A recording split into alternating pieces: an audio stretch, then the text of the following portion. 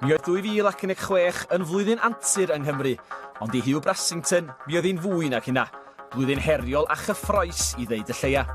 12 mis a welodd y bachgen o Gaernarfon sydd i hen arfarchwr ar rygbi a wneud amball i dreathlon, yn gwthio ei gorff a'i feddwl i'r eitha. A fe ddechreuodd y cyfan efo'r rhaglen dyledu Ultimate Hell Week.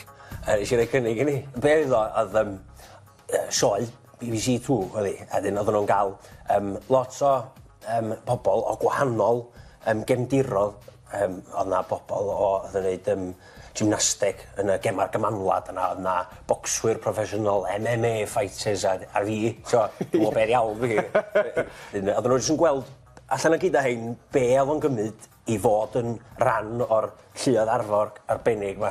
A dyn o gynnach chdi wedyn pobl fatha'r SAS, a gynnach chdi Russian Spetsnaz, Navy Seals, gyd o hyn dros y byd yn dod yna a roed ni trwy i profio'r mynediad nhw.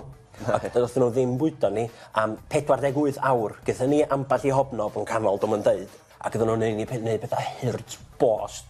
Oedden ni, i ddechrau, oedden ni'n rasio yn erbyn yn gilydd. Ti'n mynd chwalfa, ti'n neud oran y ras. Wedyn, maen nhw'n deitha chdi, reit acod ar bocs na fyny wan, rhwngtha chi, da chi'n gorfod gael hwnna i top y mynydd.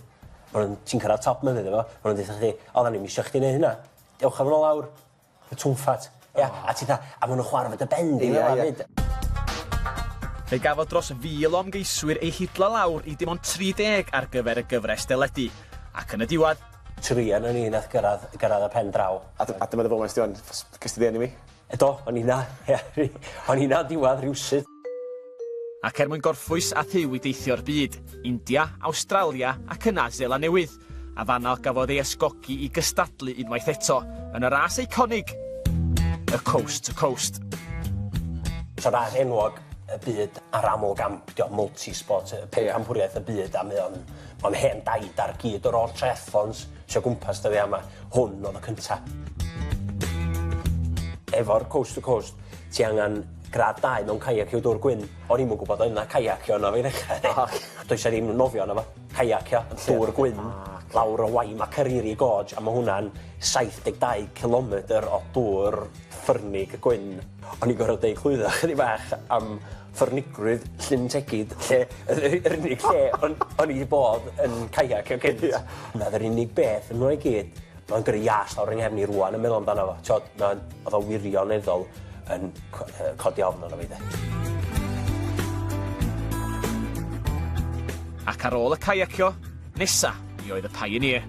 Ras beicio mynydd, 7 diwrnod ag o hwnna o Christchurch yn y gogledd o'r Ynys y De i Queenstown dros Alpar De. Fe agorodd hyn i gyd ddrws arall i Dduw. Nath outdoor fitness sef cylchgrawn antur awyr agored mwyaf Prydain yn gael gofal yna fi gofyn fi sgwennu bwtyn iddyn nhw. Hwn oedd y cynta iddyn nhw roed fyny ar ei gwefan yn Gymraeg, a dyn maen nhw wedi cael ymateb mor dda ar Trydar ac ar o wefan. Maen nhw wedi gofyn am bob erthigol dwi'n neud rwan yn Gymraeg hefyd. 2 beth i'r erthygla. Un, y beth mwyaf pwysig, mae'n ddoniol, achos amdana fi bron yn cracio am hen yn gorad yn caiacio, yn disgyn off o meic, yn beicio mynydd, bethau fel la, mae hynna i gyd yn digwydd. A hefyd, mae'n rhoi rhyw fath o...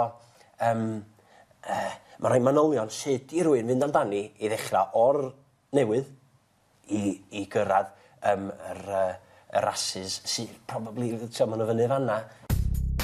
Ond be sy'n ar y gweill yn 2017? Ras cefn y ddraig ydi o, a mae'n dechrau'n Conwy, a wedyn mae'n llwybreiddio i ffordd trwy Eryri ag lawr dros Meingefn Cymru i Bana Brycheiniog dros 5 diwrnod.